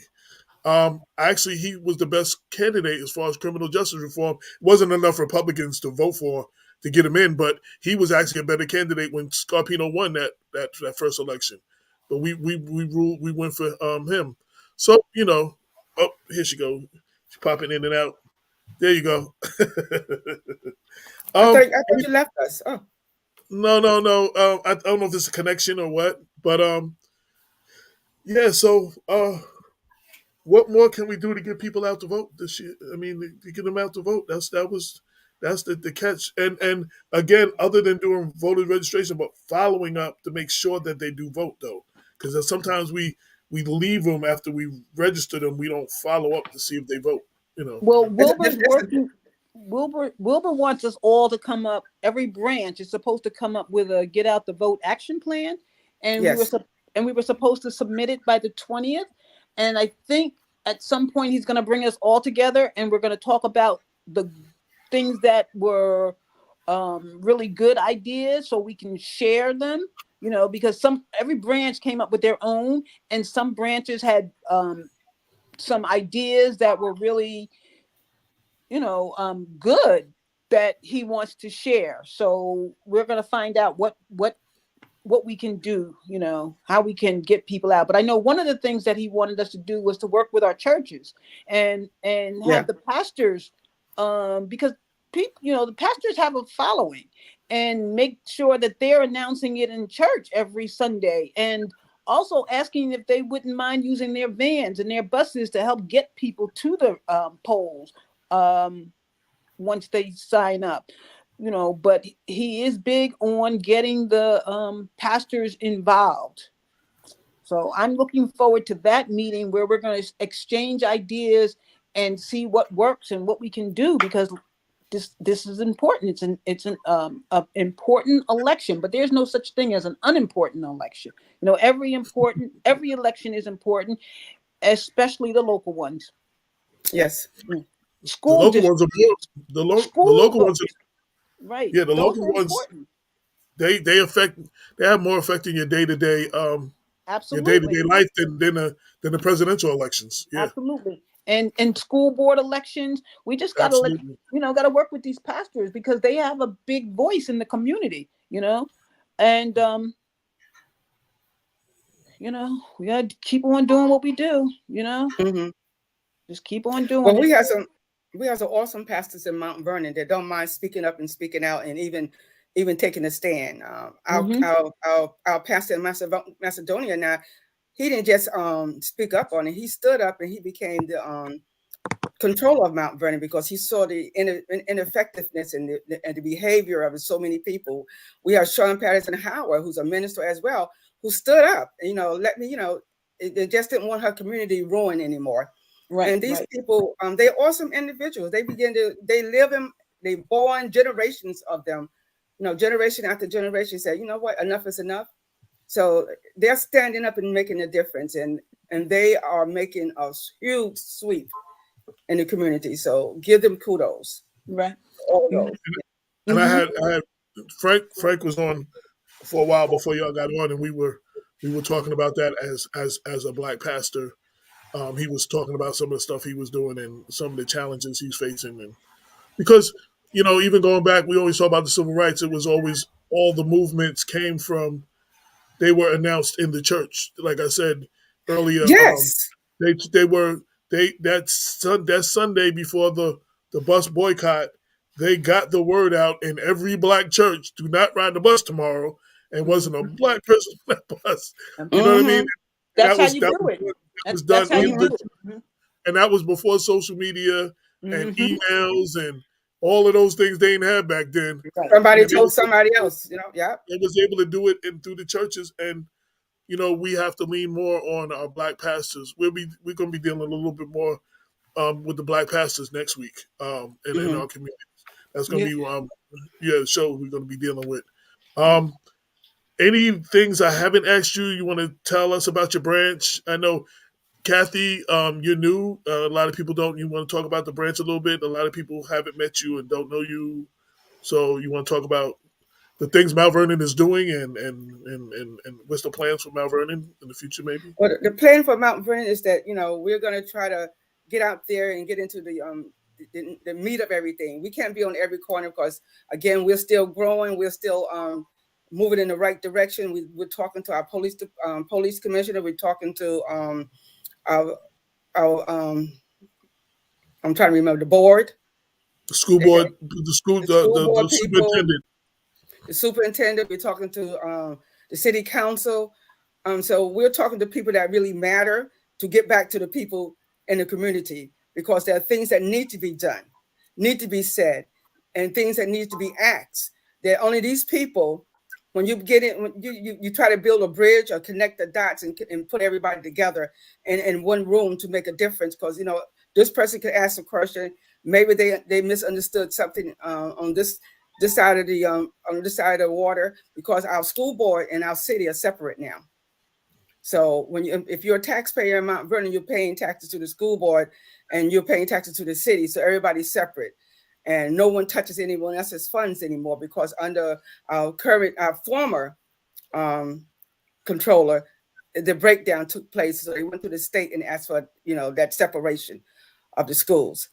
And so we're trying to get out there and still trying to build. I think AJ, because he's our vice president, is you have to be out there, be more with me. I need you more with me, because I have to pull down walls and I have to hide behind a man, because men. I was there for everything in the beginning. Men listen to men, okay, and when a woman talk, they get kind of deaf, okay. So I had to stand behind AJ a lot of the times, because I want to be heard, and he could be my microphone or my bull phone, whatever that thing is. Well, I can say you are very fortunate to have him. Yes, fortunate. I am. I was so happy when he decided to come on board, because I had heard him, some of the things he was saying about us in the past. So when he decided to step up and help out, I was happy, and very happy for you. You're very fortunate to have him, because he's a game changer, and he sees things. He sees things, he speaks on it, he's not afraid to speak his mind, and he knows things. He knows what's going on. So he's definitely an asset to our organization. And I'm very happy about that. We don't have to agree on everything, but just having his voice and his expertise is it's really good. I'm happy. I'm happy that he's community. He's community. Yeah, so he is. Mount Vernon And community. he's well respected. Yes. And, so they listen to him. So thank you. Thank you. The check is in the mail. So no, and also to Kathy's we also met with Pastor Poe, who was the head of the United Black Clergy. That was one of the meetings we had too. Who's my pastor of Greater Centennial. So that was another important meeting, and I think we need to follow up with them. Right. We need to follow up with them, because we need the black pastors to get in gear. But anyway, yeah. I just met with my Ministers Fellowship Council as well, and we had a very, very good, productive meeting. Nice. And we're going to continue to work together. I've got some great pastors that I work with. My first vice president is Reverend Reverend Gregory Smith. So I Oh, mean, he's first vice president. So I feel very fortunate to have him is as that well. not Bishop Smith? No, no. This Okay, is okay, Mount Hope on okay. AME on Lake Street. Yeah. Yeah, so I'm very fortunate to have him. Oh, he's Uh, not a bishop. He's okay. I'm sorry, Reverend. Yeah, yeah, yeah, yeah, yeah, yeah. yeah. So he's really good. Whose So wife? Whose wife used to be the superintendent in Mount Vernon, right? exactly Okay, her. that was in my book. Right, right, right. Right. Yeah, yeah, Yes. yeah, yeah. Yes. So I'm fortunate to have him, and he has a voice in the community, and he's very well respected. When he speaks, people listen. So I'm very fortunate to have him as well. But it is going to take community, all of us in this together. It's no one takes on this role to be a member, an active member in NAACP because it's fun, because it's not fun. Yes. It's a thankless job, but Yes, it is. it's a thankless job, and there's so many people out there who put us down and don't think we're doing this and don't think we're doing that. Yes. But they don't come to the meetings. They don't try Nope. to do nothing, but they want to They're not. stand on the corner and talk about what we're not doing. But I was anyway, just told that. Yes. right. So we're all supposed to be, as many of us as possible, supposed to be going to Albany on Tuesday to speak to our representatives, and to discuss with them our legislative issues. And that's this coming Tuesday. I will be going from my branch, and I'm looking forward to it. But these are the kind of things we need to be doing. We need to be speaking with our elected officials about what's important for us, and what are they doing about it. So, AJ, are you going? I didn't know nothing about it, but before you said that, I keep elevating Reverend Smith. I've been calling him Bishop for like the last 2 years. Well, he's a big man. Maybe he got some elevation coming in his life. Cause yeah, I've been calling him Bishop. Beautiful family That's what I man. said. You mean Bishop Smith? I was like, I've been calling him Bishop. Mm-mm. And he's even. I think I've said it to him, and he's even answered me. But Yeah, I've elevated him already. yeah. But anyway, that's Tuesday. We're all supposed to be up there. Hazel's supposed to be up there. And then we're all supposed to spread out and go to who our respective legislators are, and talk to them. I think we have like 10 minutes because everybody's going to be up there, everybody. And you're going to get a chance to talk to them about what specifically, how, what you want for your community, what's going on in your community. So that's a good thing, and hopefully there'll be a big turnout of NAACPers there, I might have to catch a ride with Well, I somebody. couldn't take the ride, so I apologize. I might have Yeah. to catch a ride with somebody and piggyback with somebody or something. But I think the memo went out last week or something, or they might have even talked about it at that meeting with Eljoy a couple of weeks ago when Wilbur had his regional meeting. But it's encouraged that we be there, and My browser was connected with my camera. Sorry, guys. no problem. No I don't know how problem. to fix it. Okay. Well, I wanted to use this. I wanted to use the show. I wanted to use my platform. Like I said, I was discouraged in trying to bring some unity with the branches, and I wanted to use my platform for the community to hear from several of the presidents and to see that there's work going on, and to see, you know what I mean, and hear from y'all, especially, of course, I know the focus is getting the vote out, and that's why I made the show at the title. Mm-hmm. But I wanted people to see some. Mark, I guess Mark couldn't make it because he was invited to. But yeah, I wanted to use my platform to. Well, thank you, because it's important for the community to know that we're here and that we're doing the Yes. work, and we could use some help. Like this work that we do, we need everybody, all hands on deck, all hands on deck. There is enough work for everyone, whether you're interested in criminal justice or housing, education, healthcare. All of those things hurt Black people the most, that we are the ones who are affected by these things, and we should be more involved than in the decision making. aspect of them, but we can't do it all. We need members. We need memberships. Definitely, people who don't mind working, people Yeah, that don't right. mind talking, and people that don't Right. mind standing before a legislation. People don't Yeah, mind. and even if everybody has strengths and weaknesses, and Yes, Right. whatever you can do to if you're help, a good like writer, yes. everybody isn't meant to be on the front line, but if you are Mhm, helping with other things, you're valuable.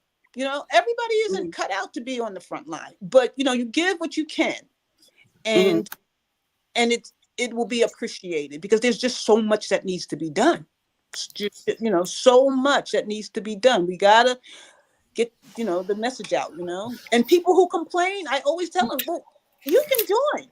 You can even be mhm. president. If you think you can do better, I'll be I'll be the first one to say, hey, do it. you know I want to give a shout out to the former Greenberg White Plains president, Lena Anderson, who is the inspiration of me being involved in the NAACP.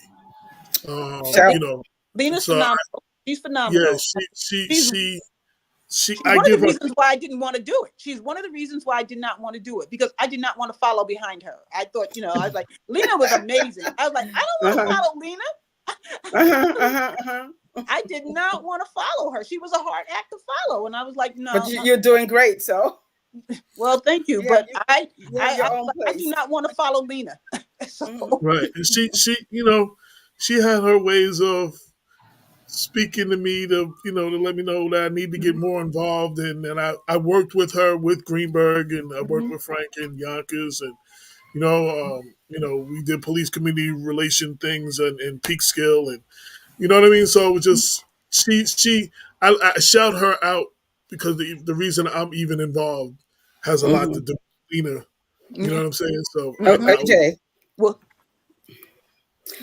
there's a movement in Mount Vernon right now when it comes to the charter schools. Have you heard about that? And that movement is one that charter school is trying to get their numbers cut short, smaller, and one's trying to get more. What? the charter school that's in reference right now is they want to expand. One's People wants to want, expand and one wants to get their numbers cut smaller. Yeah, there's two. okay, Yeah. okay. So the one that I'm talking about, the one that's the real issue is that if you don't know your history, again, these individuals that we're talking about right now came into Mount Vernon and did what they did and got a charter school, and it's a private entity right now. So according to NAACP, their stand is that it's a moratorium now. Okay, I Charter sent you a school. link Yeah. on charter schools. It's a moratorium, so they don't want the expansion. So I put some stuff out there, and we have another person who's been not who's been appointed for the school board to handle just that. Okay, her name is Cynthia Crenshaw. Crenshaw. So Crenshaw, Yeah. yeah, she's going to spearhead that for the NAACP. She became a member, and that's her thing right now. So please follow it up, because more money out of the school with this hit pandemic that happened. Our school system has been how I said demolished almost, because teachers have left, caregivers have left. So you're working with a skeleton crew and you're trying to rebuild. Now you want to take money out of the school system again to build your project, but not trying to work with us to help build up our schools. And I think that's an injustice, and I think it's a disservice to this Mount Vernon community. We had a series of shows we did on the whole charter school public school thing and them getting money from in the budgets and all of this stuff. We did a whole series of shows on that. I have to revisit that. So yeah, Yeah, but please do. But I have been paying attention. Um, I've heard from several people involved in the school district. About the expansion, about the potential expansion, and all that other stuff. So yeah, so we have taken a stand on it. Also, according to the state, we followed behind them. Once they spoke and put their legislations out, I was able to put forth their legislation, and said, no, we don't need any more charter schools in Mount Vernon. We don't need to expand. We need to rebuild because of the pandemic. We need to rebuild desperately. We need teachers. And if you're taking more money out of I gave it to you. We didn't put a press release. We didn't put a press release. Everybody's scattered and we need to do something. So I took it upon myself to follow up what the state did, put it out there, and we're going from here. That's why I'm talking to you at this point in time. All right, because we need to get the word out, and get some press coverage, some press coverage on it. This need to be in the press. But I'll talk to you. I'm not that literally. I said I'll talk to you offline about it. I'll talk to you offline. Okay. Okay. So please do so. Please follow that up, and we need to make a difference. And that's one way you could get your voices out in the community.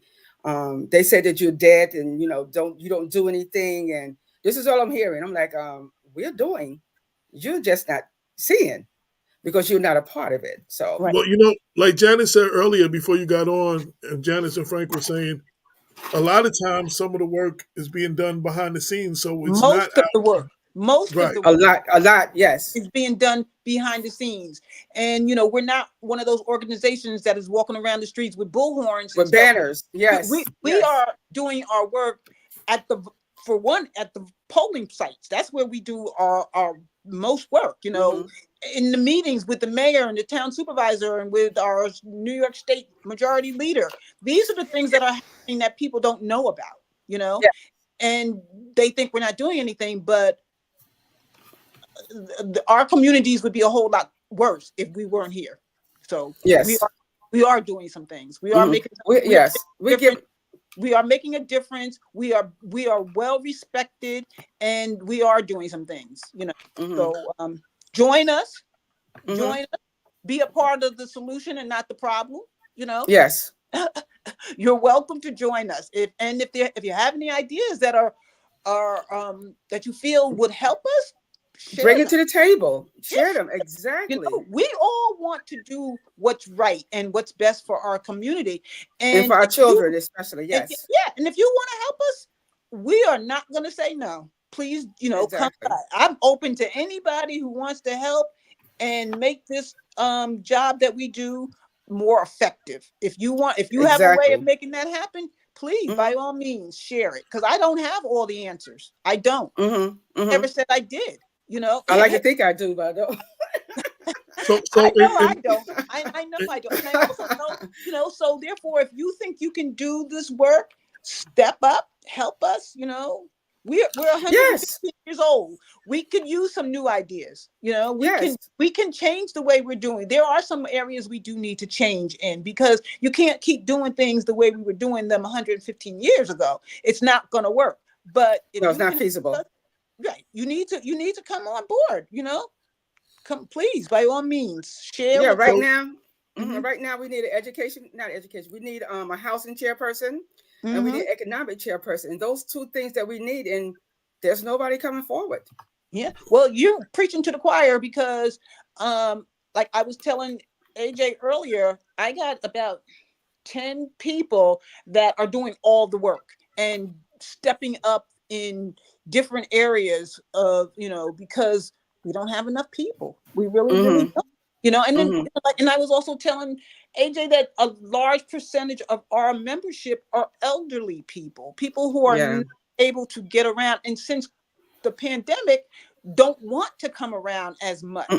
So and then we have the population of the people who have full-time jobs, and so it's not easy, but we do what we can.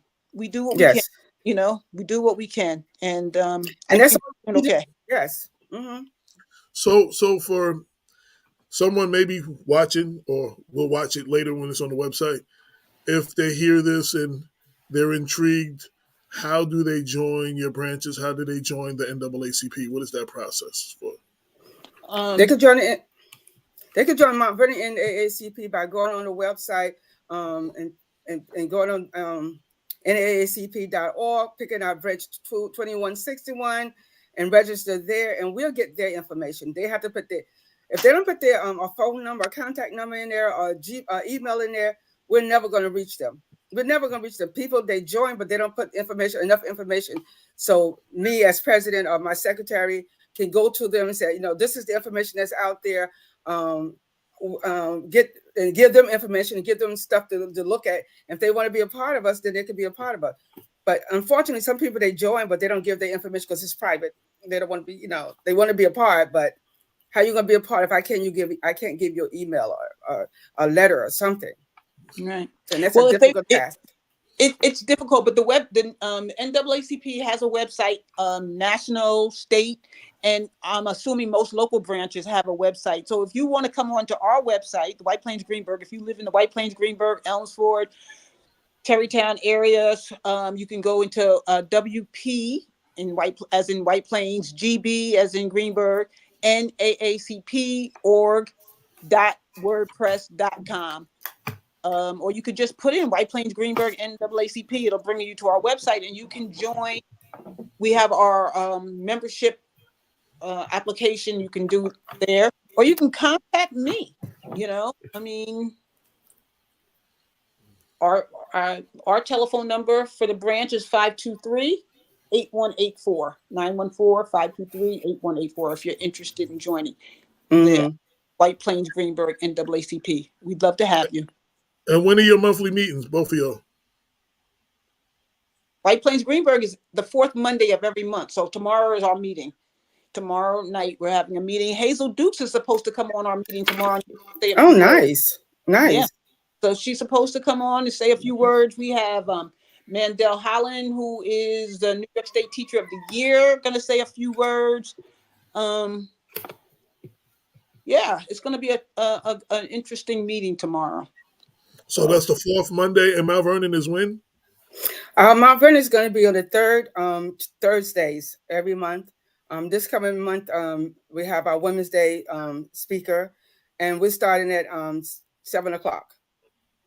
And we're located in the the Dole Center at 250 South 6th Avenue in Mount Vernon. Well, I want to thank both of y'all for coming on, and Mr. Coleman, I appreciate that. We need to get out and vote. We need to join our. We have organizations that are doing the work. Sometimes we don't need to start a new organization. We need to join some of the organizations that are doing the work, and we need more people involved. They need more support. We tend to fight, and this little crew over here, this little clique over here, this little clique over here. Yeah, we have greater strength in numbers when we're all working together. Now, your group might want to do something specific here, but there's points where we meet in the middle, in the commonality, and we have to come together. Voting is one of those things. Absolutely. Voting is one of, and we were down when I went down when they had the March on Washington for voters' rights. I was down there. A lot of Westchester was down there, and I was saying then, you don't fight for the right to vote, none of the other things you're fighting for is going to matter because you won't be able to vote for them or be able to vote the people in who can do those things. So, we have to take this a little more serious. It does matter. A lot of these local elections, there's been a lot of elections that, in these municipalities, people won by 50, 40, 11 votes,